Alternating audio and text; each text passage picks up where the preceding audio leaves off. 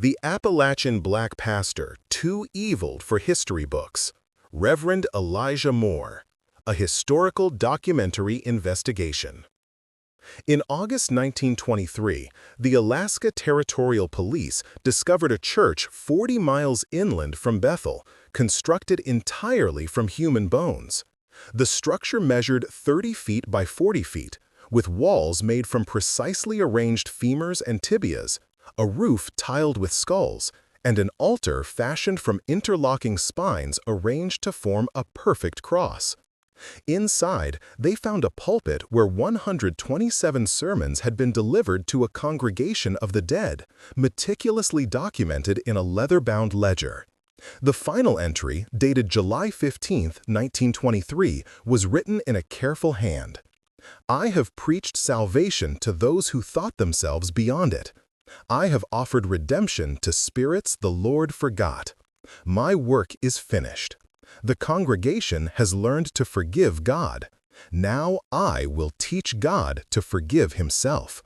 Signed, Reverend Elijah Josiah Moore, formerly of Kentucky, aged 41 years, shepherd to the forsaken.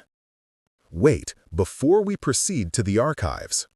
If this enigma has already captured your curiosity, tell us where in the world you're joining this investigation from. To make sure you never miss another hidden truth or forgotten theory, subscribe and join our search. History has not yet revealed all of its secrets. Now, back to the facts. The discovery was made by Territorial Officer Martin Kessler and his Yupik guide Peter Nicolai while investigating reports of singing in the tundra from native villages along the Kuskokwim River. The reports had been consistent. Every Sunday at dawn, for 3 years, residents heard hymns sung in a powerful baritone voice coming from the direction of the interior where no settlements existed. The singing was described as beautiful and terrible, traditional Christian hymns sung with such conviction and pain that listeners reported weeping without understanding why. Officer Kessler's official report, filed August 12, 1923, describes approaching the structure. At approximately 0600 hours, we crested a small rise and observed the structure approximately 400 yards distant. Even from that range, it was apparent the construction materials were not conventional. As we approached, Guide Nicolai became agitated and refused to continue, stating, "That is a place where the dead are being taught wrong things. We should not interfere with such teaching, even if we disagree with it." I proceeded alone. The church, for it was undeniably a church in both form and function, was constructed entirely from human skeletal remains. The bones had been cleaned, bleached, and arranged with extraordinary precision. Each bone was placed with consideration for both structural integrity and aesthetic pattern. The skulls forming the roof were arranged by size, creating a graduated effect. The walls incorporated bones of varying lengths to create what can only be described as architectural harmony.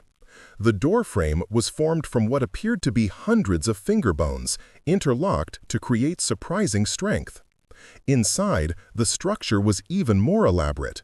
Pews fashioned from ribs and vertebrae, a floor of carefully fitted pelvic bones, windows formed by the absence of bones, creating gaps that allowed light to enter in patterns that moved across the interior as the sun traversed the sky.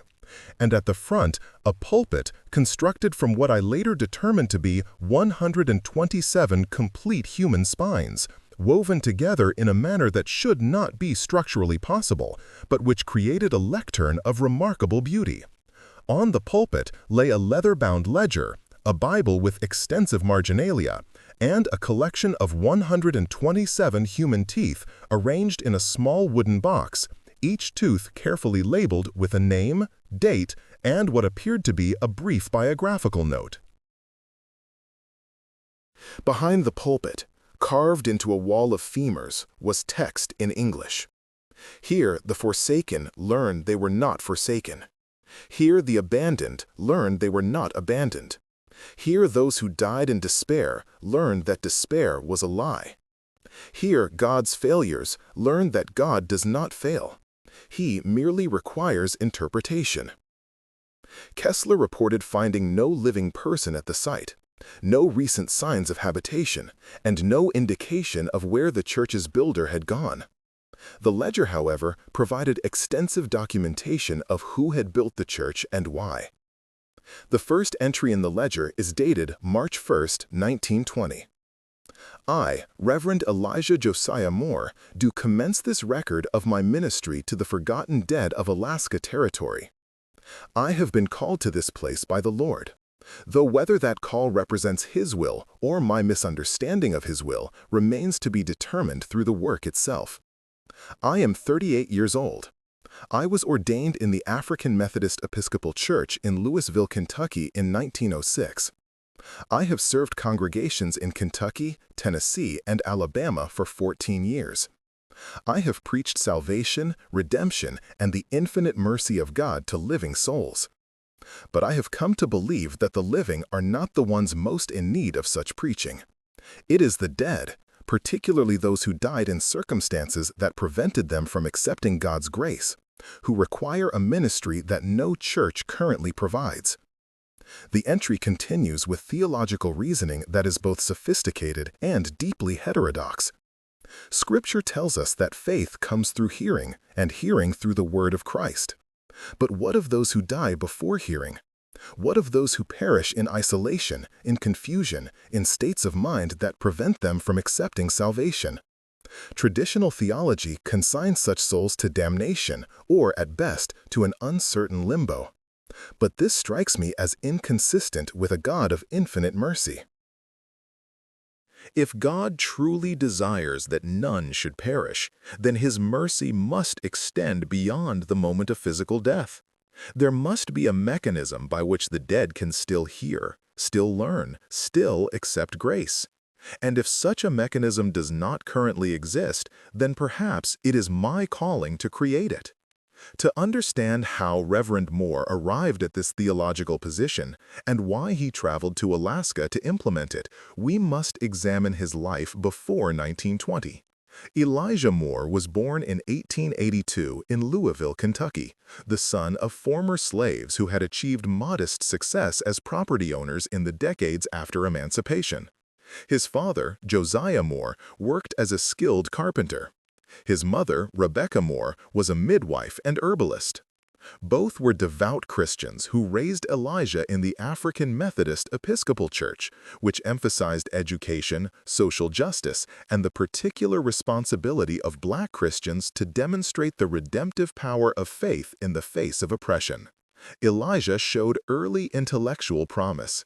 He learned to read by age 4, memorized extensive scripture by age 7, and by age 12 was noted by church elders as having a gift for theological reasoning beyond his years. In 1900, at age 18, he enrolled in Wilberforce University in Ohio, one of the few institutions of higher education that accepted Black students. At Wilberforce, Elijah studied theology, philosophy, and classical languages. His academic record, preserved in university archives, shows exceptional performance, particularly in courses dealing with theodicy, the problem of evil and suffering in a world created by a benevolent God, and eschatology, the theology of death, judgment, and the afterlife. His senior thesis, On the Infinite Reach of Divine Mercy, Questioning the Temporal Limits of Salvation, argued the traditional Christian theology had arbitrarily restricted God's redemptive power to the period before physical death, and that such restriction was inconsistent with biblical descriptions of God's character. The thesis was controversial. Elijah's advisor, Professor Thomas Wright, wrote in his evaluation, Mr. Moore has produced a work of exceptional intellectual rigor that nevertheless ventures into theological territory that many will find heretical. His argument that salvation might be available to souls after death challenges centuries of doctrine. However, I cannot fault his reasoning, his command of Scripture, or his evident sincere desire to understand how a truly merciful God might operate. This is theology at its best, Questioning received wisdom in order to better understand divine truth. It is also theology at its most dangerous, the kind that can lead either to profound insight or profound error. And the difference between the two may not be apparent until after one has committed fully to the path. Elijah graduated summa cum laude in 1904 and entered seminary at Payne Theological Seminary, also affiliated with the AME Church.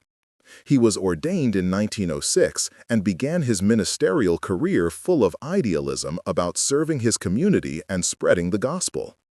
For the next 14 years, Reverend Moore served various congregations across the South. By all contemporary accounts, he was an exceptional preacher, passionate, eloquent, deeply learned, and genuinely committed to the welfare of his congregants. He married in 1908 to a woman named Grace Caldwell.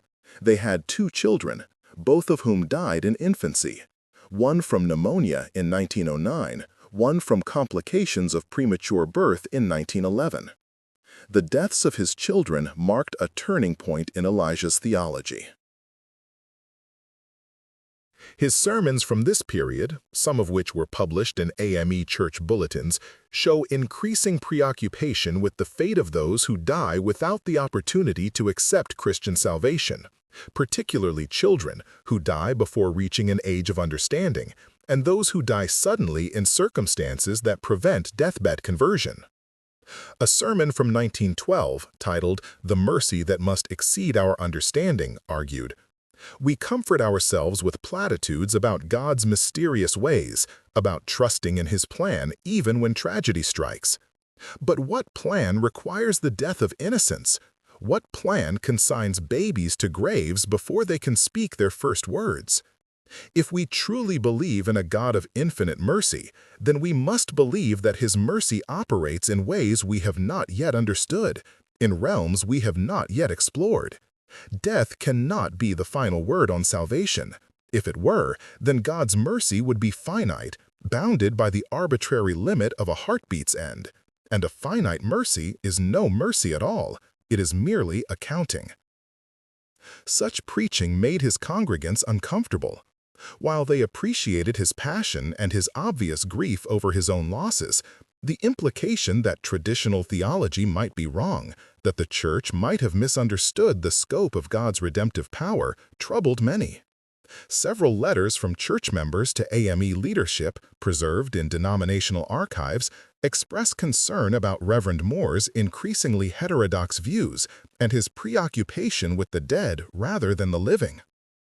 In 1916, Elijah's wife Grace died during the influenza outbreak that preceded the larger pandemic of 1918.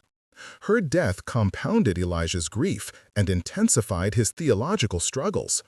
He took a leave of absence from his congregation and spent 6 months in what he described as study and prayer, attempting to understand how a loving God could permit such accumulated suffering. When he returned to ministry in 1917, he was changed. Congregants reported that his sermons had shifted focus. He no longer preached primarily about how the living should conduct themselves to achieve salvation, but about what salvation might mean for those who had already died, often in circumstances that traditional theology suggested would exclude them from God's grace. A diary entry from 1917, discovered among his possessions in the Bone Church, describes his theological evolution. "I have come to understand that the Church has made an error, not from malice but from limited imagination. We have assumed that because our experience of time is linear and irreversible, God's operation within time must be similarly constrained. But what if God exists outside time, able to act at any point in the timeline of a soul's existence? What if the deadline for salvation that we imagine at the moment of death is merely a human construct, a failure of imagination about how a timeless God might interact with time-bound souls? What if God continues to call to souls even after death, continues to offer grace, continues to seek relationship, and simply requires someone to speak on his behalf to those who can no longer hear through living ears? In 1918, Elijah resigned from his congregation. His resignation letter, addressed to the AME bishop of the Kentucky district, explained, "I have been called to a new ministry, one that the church does not currently recognize, but which I believe is essential to the full expression of God's mercy. I must go where the forgotten dead reside in greatest numbers, where souls departed this life in confusion and isolation, where traditional ministry has never reached. I do not know if what I intend to do is righteous or heretical. I know only that I must attempt it, and let God judge the result." In 1919, Elijah traveled to Alaska. Why Alaska specifically is explained in another diary entry. "I have researched regions where death occurs in isolation, where people perish beyond the reach of churches and clergy, where the dead accumulate without benefit of Christian burial or final rites.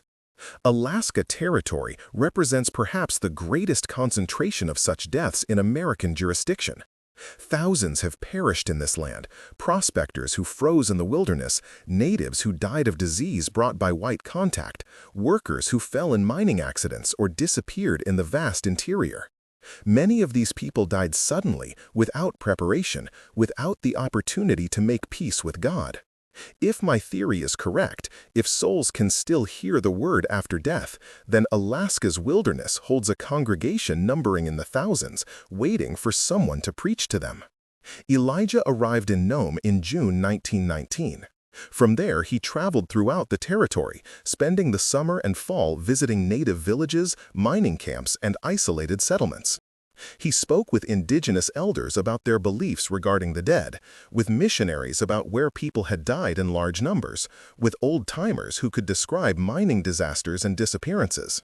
He was, by all accounts, collecting data, identifying locations where significant numbers of people had died in circumstances that might leave their souls unresolved, in his terminology. Peter Nicolai, the guide who later accompanied Officer Kessler to the Bone Church, met Elijah during this period. In a 1950 interview, Nicolai recalled, "The Reverend was different from other missionaries. He didn't come to tell us our beliefs were wrong. He came to learn. He asked about our understanding of the spirits of the dead, about places where we felt the presence of those who had passed. He listened carefully. He wrote everything down." When I asked him why he was so interested, he said, "I believe your people have preserved knowledge about the dead that my tradition has lost. I believe the dead are not as gone as we pretend they are. I believe they can still be reached, taught, saved. But I need to understand where they are and how to speak to them."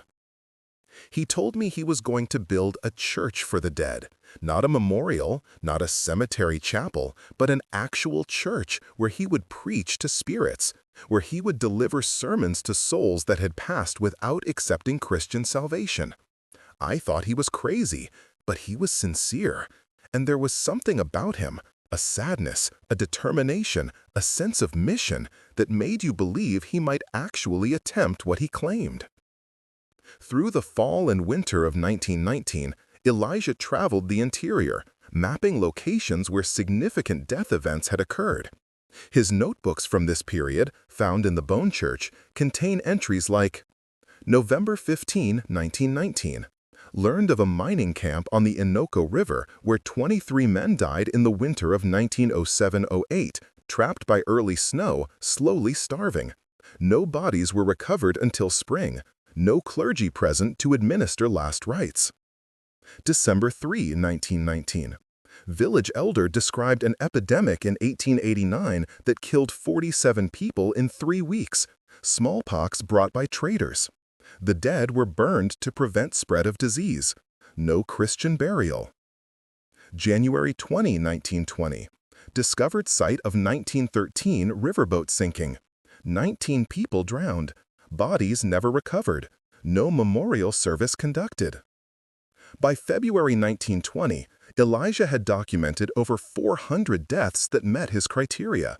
Sudden, isolated, without Christian rites or clergy presence. These, he believed, represented souls in particular need of ministry.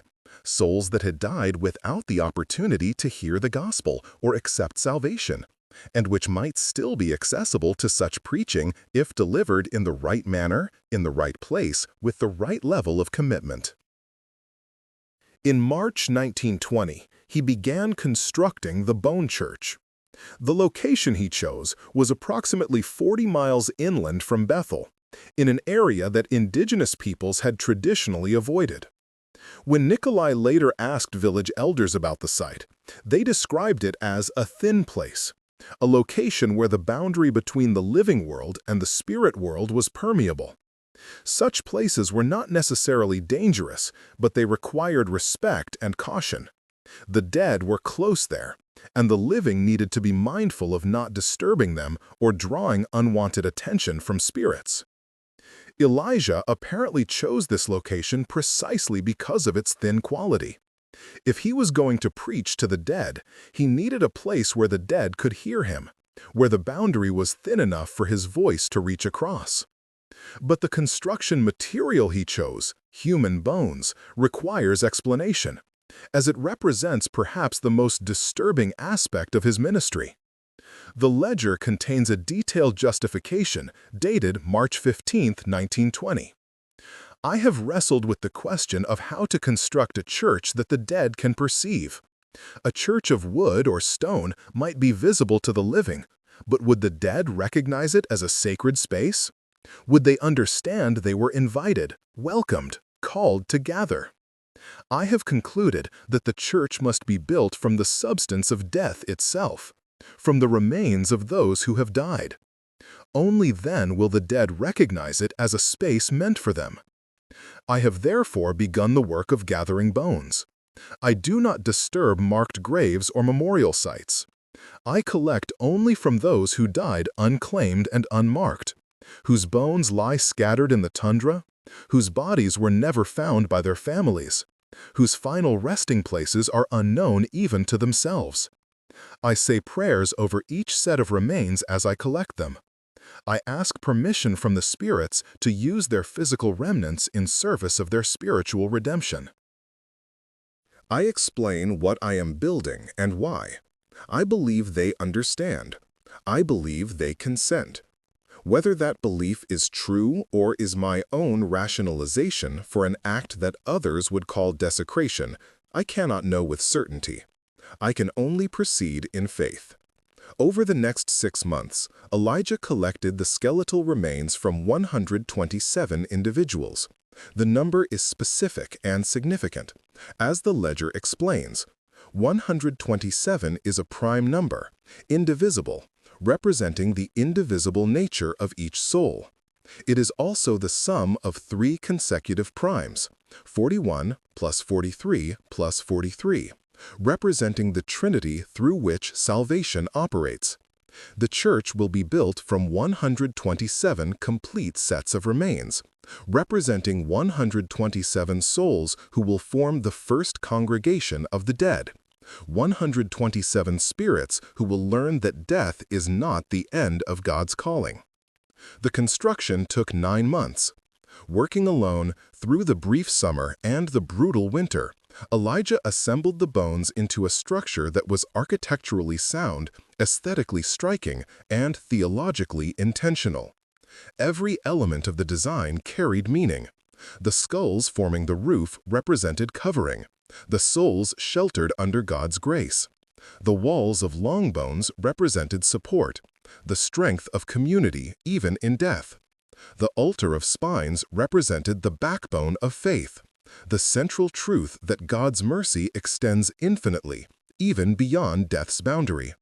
On Christmas Day, 1920, Elijah delivered his first sermon in the Bone Church. The ledger entry describes the occasion. December 25, 1920. This morning, as light broke over the tundra, I stood at the pulpit of bones and addressed the congregation of the dead. I do not know if they heard me. I do not know if they were present, in any sense that human perception could recognize. But I felt a presence, a gathering, an attention, a sense that my words were received by something or someone beyond the empty pews of bone. I preached on Luke 15, the parable of the lost sheep. Suppose one of you has 100 sheep and loses one of them. Doesn't he leave the 99 in the open country and go after the lost sheep until he finds it? And when he finds it, he joyfully puts it on his shoulders and goes home. I told the congregation, "You are the lost sheep. You died beyond the fold, beyond the shepherd's immediate reach. But the shepherd has not forgotten you." The shepherd does not say the lost sheep had its chance to stay with the flock and failed. The shepherd says, "I will seek until I find." I am here as the shepherd's voice calling to you across the boundary you have crossed. You are not abandoned. You are not forgotten. You are sought. Come and hear the good news. Death is not the end of God's seeking. After the sermon, I sat in silence for an hour. The temperature was perhaps minus 30 degrees F, but I did not feel cold. I felt presence. Not a single presence, but many. The sense of attention from multiple sources, of being observed, evaluated, considered. Whether this was the congregation of the dead or merely my own mind creating the experience I desired, I cannot say with certainty. But something happened in that church this morning. Something gathered. Something listened. And when I finally rose to leave, I felt, and I know how this sounds, I felt gratitude. Not my gratitude, but gratitude directed toward me, from sources I could not identify. As if someone, or many someones, had been waiting a very long time to hear what I had preached. For the next 2.5 years, Elijah delivered a sermon every Sunday at dawn. The ledger documents all 127 sermons in detail. The scripture texts, the theological arguments, the specific focus of each message. The sermons follow a careful progression, building from basic gospel messages to increasingly sophisticated theological concepts.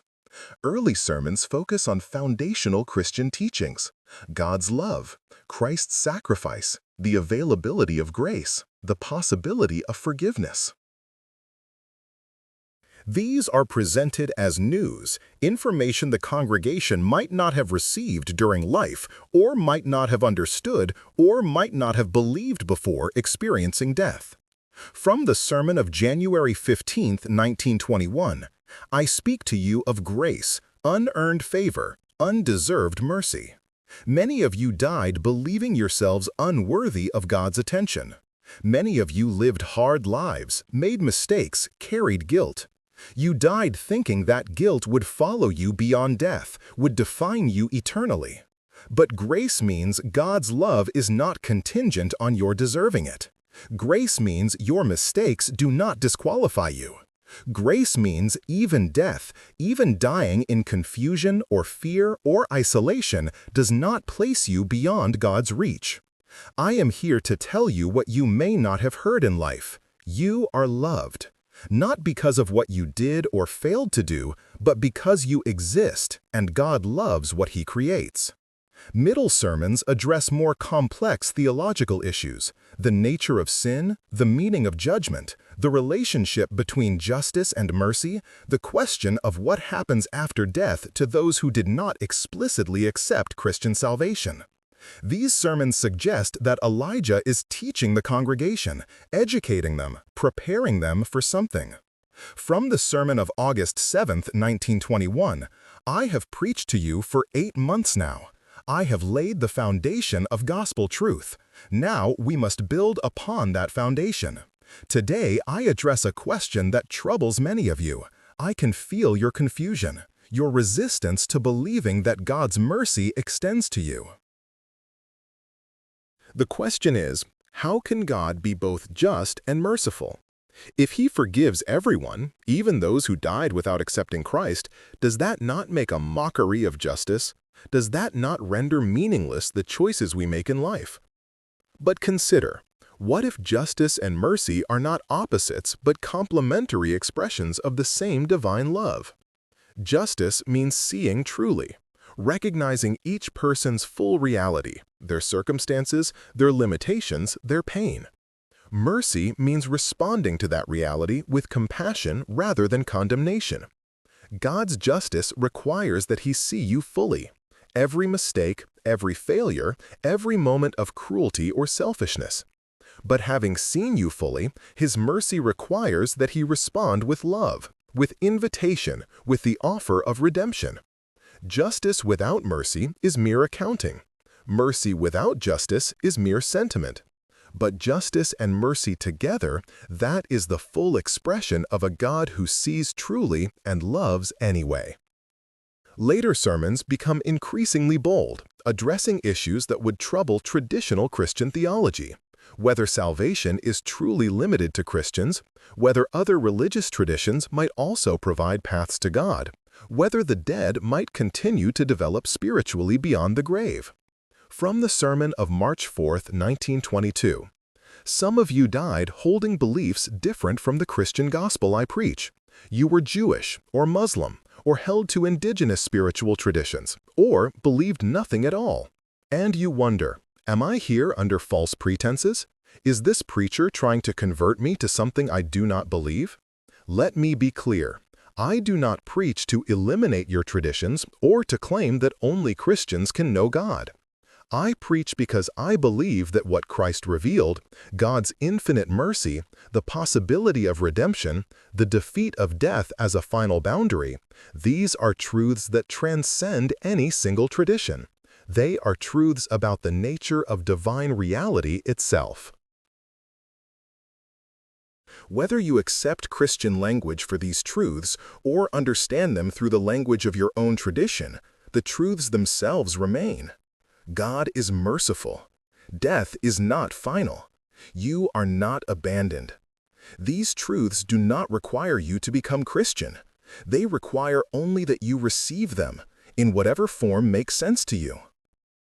The final sermons, delivered in the summer of 1923, suggest that Elijah believed his ministry was approaching completion, that the congregation had learned what they needed to learn, and that the time was approaching for them to move beyond the bone church to whatever comes next. From the sermon of June 10, 1923, "We are nearing the end of our time together. I have preached 119 sermons. 8 more remain.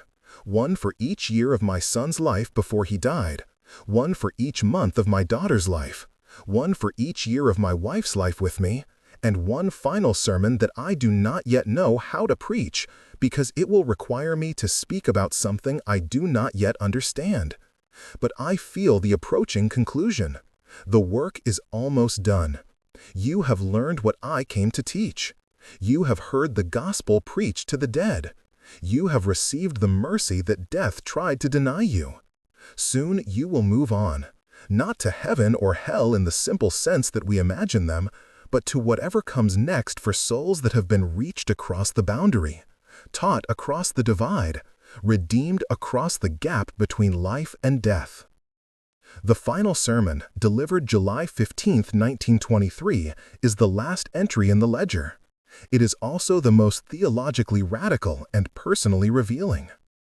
This is Sermon 127, the final sermon to the congregation of the dead. Today I must preach about the hardest subject, forgiving God. We speak easily of God forgiving us, of His mercy extending to cover our sins. But what of God's sins? What of the suffering He allows, the injustice He permits, the death He does not prevent? My children died. My wife died. Each of you died, often in pain or fear or loneliness. And throughout all that suffering, God was present, not preventing it, not intervening, simply allowing it to unfold. How do we reconcile that with a God of love? I have wrestled with this question for years. I have preached to you of God's mercy, of His infinite capacity to forgive. But I have avoided the harder truth, that we must also learn to forgive God.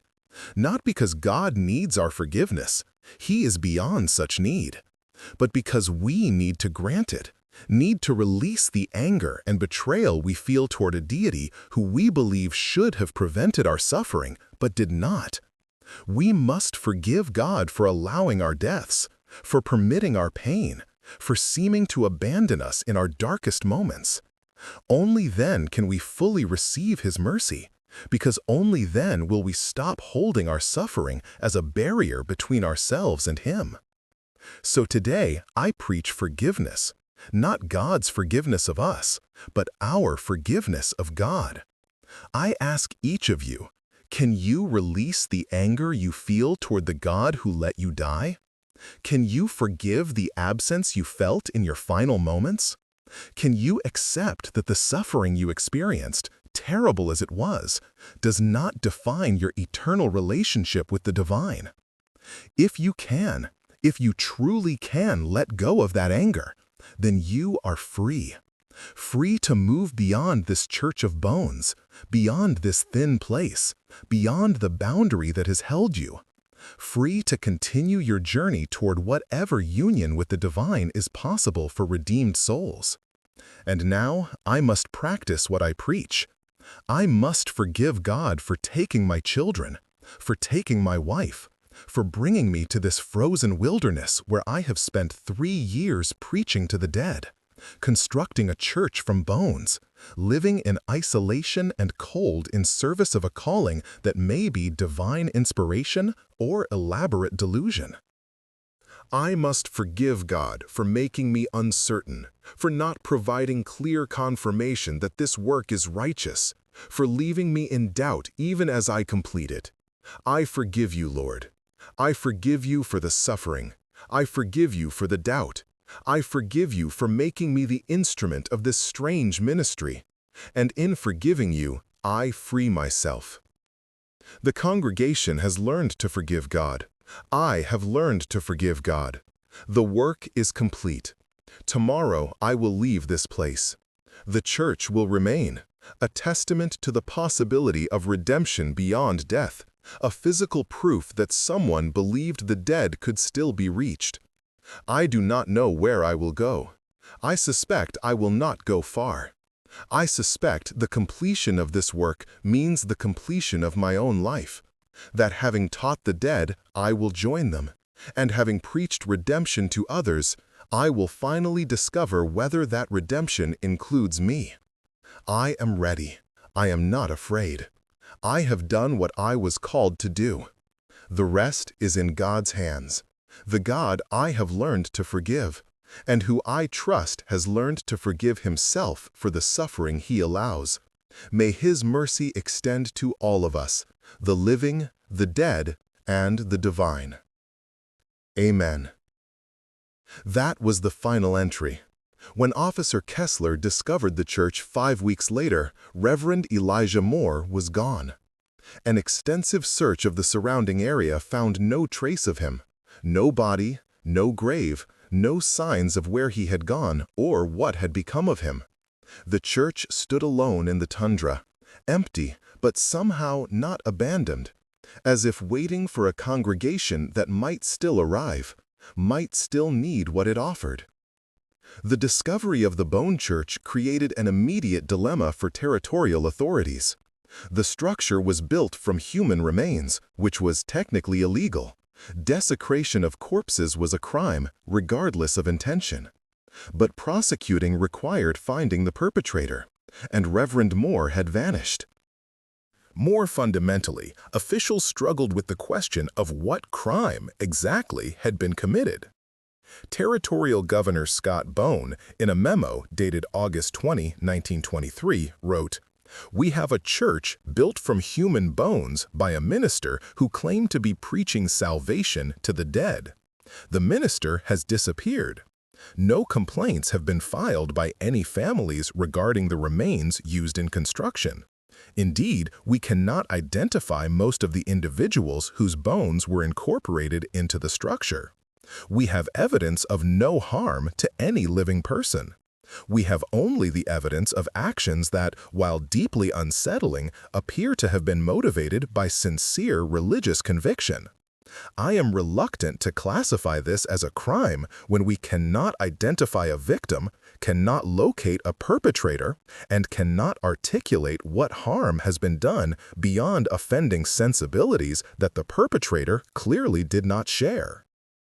The decision was made to document the site thoroughly, remove the ledger and other personal effects for archival purposes, but leave the structure standing. Let it weather naturally, Governor Bone ordered. Let the elements reclaim the bones. Attempting to dismantle it or relocate it would require handling human remains in ways that would be more disturbing than simply allowing nature to take its course. The site is remote enough that it poses no threat to public order. It will fade from memory, as most strange things in this territory eventually do. But the Bone Church did not fade from memory. Over the decades, it became a legend among bush pilots and trappers. The church built by the mad preacher, the Chapel of Bones, the place where you could still hear sermons on Sunday mornings if you were unfortunate enough to be passing by. The stories were remarkably consistent. Multiple individuals over many years reported hearing a man's voice preaching near the site, always on Sunday mornings, always in the same powerful baritone, always delivering what sounded like Christian sermons, but with themes that seemed off or wrong in ways that were hard to articulate. In 1934, a trapper named Robert Chen reported, "I was checking my line about 5 miles from that bone church. I make a point of staying away from it, but sometimes the caribou move through that area and I follow them. It was Sunday morning, around dawn. I heard singing, a hymn I recognized from childhood, Amazing Grace, but sung with such intensity it made my skin crawl. Then a voice started preaching. I couldn't make out all the words, the wind was wrong, but I caught phrases. You have learned to rest. The boundary is thinner than you believed. Forgiveness extends in all directions. I got out of that area as fast as my dogs would run. I don't know if I was hearing a ghost or if someone has taken up residence in that accursed place. I don't care. I'm not going back to find out." In 1947, a bush pilot named Eleanor Wright reported making an emergency landing about 2 miles from the site. I was down for 3 hours waiting for weather to clear. It was Sunday. Around 6 a.m., I heard a voice, clear as day, though there was no one around. It was preaching about God's mercy extending to those who died without accepting it in life. It went on for maybe 40 minutes, a complete sermon, beautifully structured, eloquently delivered. When it finished, I heard what sounded like a congregation saying amen, many voices, all at once, though I could see no one. I got my plane in the air the second the visibility improved. I don't scare easily, but that scared me. These reports continued sporadically through the 1950s, 60s, and 70s. The Bone Church itself gradually deteriorated. The roof collapsed in the 1940s, the walls began to scatter in the 1950s, and by the 1960s, only the altar and pulpit remained substantially intact, the bones gradually sinking into the tundra as permafrost patterns shifted. In 1973, a team of anthropologists from the University of Alaska visited the site to document what remained before it disappeared entirely. Dr. Tathryn Stone led the expedition and later published a paper titled The Bone Church, Material Culture of Heterodox Christian Practice in Early 20th Century Alaska. Dr. Stone's paper provides detailed analysis of the construction techniques, theological implications, and cultural context of Reverend Moore's project, but it also includes a personal note that Stone later said she regretted including as it damaged her academic credibility. On our 3rd day at the site, we experienced an event that I cannot explain within conventional frameworks. It was Sunday morning, approximately 6 a.m. 3 members of the team were awake, myself, Dr. Robert Ming, and our graduate assistant, Sarah Wolcott. We were photographing the remains of the altar when we all heard a voice begin to speak. Not a faint, ambiguous sound that might be wind or imagination, but a clear, strong male voice delivering what was unmistakably a sermon. The sermon lasted approximately 35 minutes. The voice spoke about the nature of time, about how human consciousness experiences time as linear, but divine consciousness might experience it as simultaneous, past, present, and future all equally accessible. The voice said, "I speak to you from 1923, and I speak to you from always. Time is not a barrier to the word. Those who died 50 years ago and those who will die 50 years hence are all equally present to God's mercy. This church was built not for the dead of the past, but for the dead of all time, for those who need to hear that death is not God's final answer." We recorded nothing. Our equipment was running, but when we reviewed the tapes later, they showed only silence during the period when we all heard the voice. We discussed the possibility of shared auditory hallucination, of psychological suggestion, of any conventional explanation. But 3 trained observers, all skeptical by nature and training, all heard the same voice saying the same words for the same duration. I report this not because I can explain it, but because intellectual honesty requires reporting what we experienced, even when it challenges my materialist assumptions. Dr. Stone's paper was published in a fringe journal and largely ignored by mainstream academics. But it brought renewed attention to the Bone Church and to Reverend Elijah Moore's story.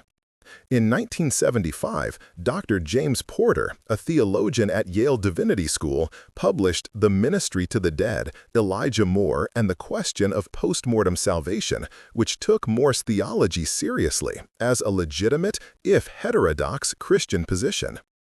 Dr. Porter argued, Reverend Moore was addressing a genuine theological problem that Orthodox Christianity has never satisfactorily resolved: the fate of those who die without explicit acceptance of Christian salvation. Traditional answers, damnation, limbo, or implicit salvation through Christ's universal atonement, all contain logical or ethical problems. Moore proposed a radical alternative: that the preaching of the gospel might continue beyond death, that the dead might still hear and respond, that God's mercy might operate across the boundary we call death. This is heretical by conventional standards, but it is not irrational or incoherent. It is a serious theological proposal that deserves serious engagement rather than dismissal as the ravings of a madman. Porter's book prompted debate within theological circles, with most scholars condemning Moore's approach as incompatible with Christian orthodoxy, but a few arguing that Moore was actually recovering an early Christian tradition, citing apocryphal texts that described Christ preaching to the dead between Good Friday and Easter Sunday, demonstrating that ministry to the dead was once part of Christian understanding.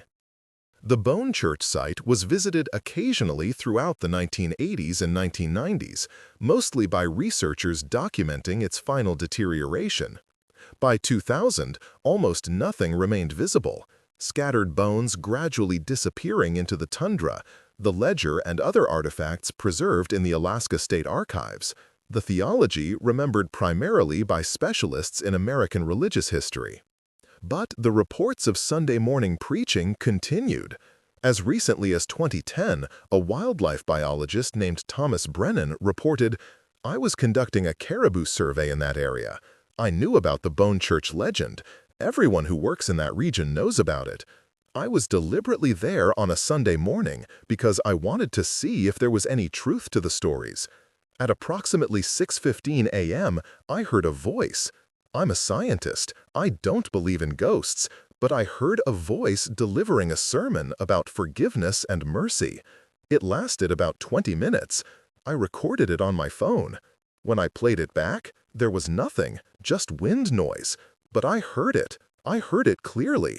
And whatever I heard said something that has stayed with me. The work continues.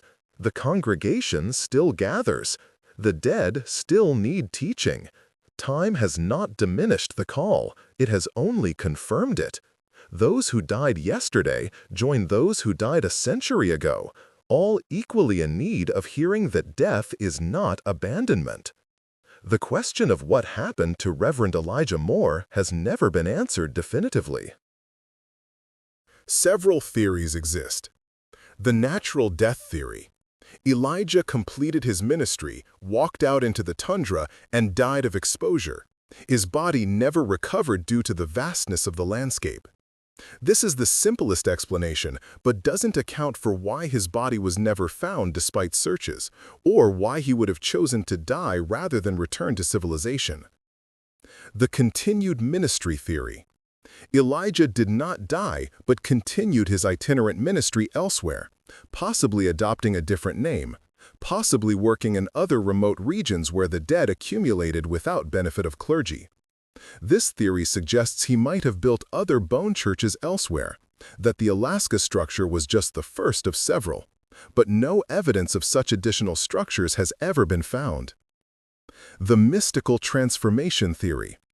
Elijah's ministry to the dead was so complete that he himself crossed the boundary he had been preaching across, that he became part of the congregation he had been serving, joining the dead not through physical death, but through some kind of spiritual transformation. This theory accounts for the reports of continued preaching. If Elijah became distributed across the boundary between life and death, he might continue his ministry from that distributed state. This is obviously the least conventional explanation, but is consistent with Elijah's own theology about the permeability of the death boundary. The Yupik perspective offers additional insight. In a 2015 interview, Elder Mary Andrew discussed the Bone Church. Our people knew what that preacher was doing. He was feeding the spirits, not with food, but with words, with attention, with acknowledgement. The spirits of those who die badly, suddenly, violently, in confusion, they can get stuck. They need help moving on. Usually a shaman would do that work, would help the stuck spirits understand they're dead and show them the way forward. That preacher, he was doing the same work but using Christian words instead of our words. The bones, building with bones, that's how you make a place the spirits can recognize, can enter, can rest in. He knew what he was doing, that preacher. Maybe he learned from our traditions, or maybe his tradition and our tradition both understand the same truths. Either way, he did important work. The fact that people still hear him preaching, that makes sense. The work isn't finished. There are always more spirits getting stuck, always more who need help. If he found a way to keep doing that work after his own death, then he succeeded in what he was trying to do. The theological implications of Reverend Elijah Moore's ministry remain controversial and unresolved. Was he a heretic who violated Christian orthodoxy by preaching salvation after death? Or was he a theological innovator who recovered an authentic understanding of God's infinite mercy? Was he desecrating human remains for a delusional project? Or was he honoring those remains by incorporating them into a structure designed to serve their spiritual needs? Was he a man driven mad by grief who created an elaborate theological justification for his madness? Or was he a man driven sane by grief, pushed beyond conventional thinking into a more honest engagement with the problem of suffering and the question of what divine mercy must mean if it is to be truly infinite? The evidence supports multiple interpretations. His theology was certainly heterodox. The idea of preaching to the dead, of offering salvation after physical death, of suggesting that the dead can still learn and grow and change their spiritual state runs counter to traditional Christian doctrine. But it's not irrational. It's actually a carefully reasoned response to a genuine theological problem. How to reconcile the idea of a merciful God with the reality that many people die in circumstances that prevent them from accepting salvation in life. His use of human remains was certainly disturbing by conventional standards, but he didn't dig up marked graves or disrespect wishes of families. He collected bones of the abandoned dead, those who had no one to claim them, no one to mourn them, no one to mark their passing. In a sense, he gave those remains more honor than they would have otherwise received, incorporating them into a sacred structure, speaking their names, acknowledging their existence. His ultimate fate is unknown, but perhaps that's appropriate. A man who devoted 3 years to preaching across the boundary between life and death, who built a church from bones to create a thin place where the living and dead might commune, who developed a theology of infinite mercy that extended beyond death. Perhaps such a man would find conventional death inadequate.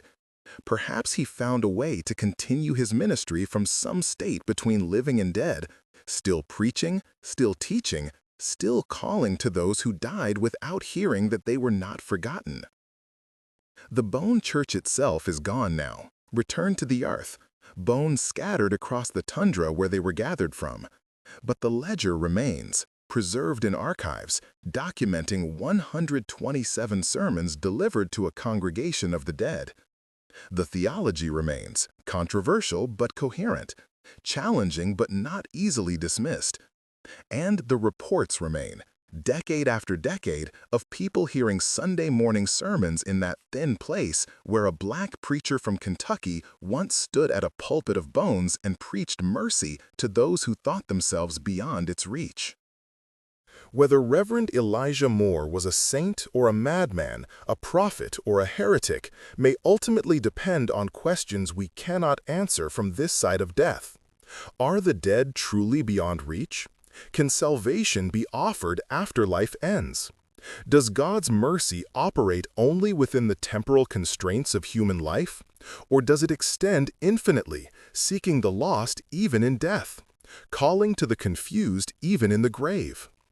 Elijah Moore bet his life, his sanity, and his soul that mercy extends infinitely, that death is not God's final word, that even the forgotten dead can still be found by a shepherd who refuses to give up the search.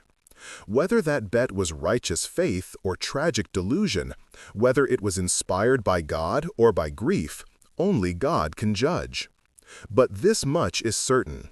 For 3 years in the early 1920s, in a remote corner of the Alaska Triangle, a man stood in a church built of bones and preached hope to the hopeless, redemption to the forgotten, mercy to those who thought they had been abandoned. He preached that death was not the end of God's calling, that the boundary between life and death was thinner than we imagine, that grace extends further than we dare believe.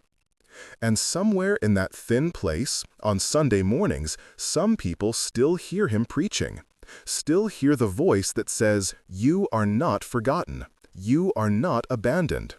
Death tried to silence God's call to you, but death does not have the final word.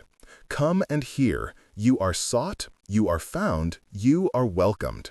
Even now, especially now, in death, you are called by name.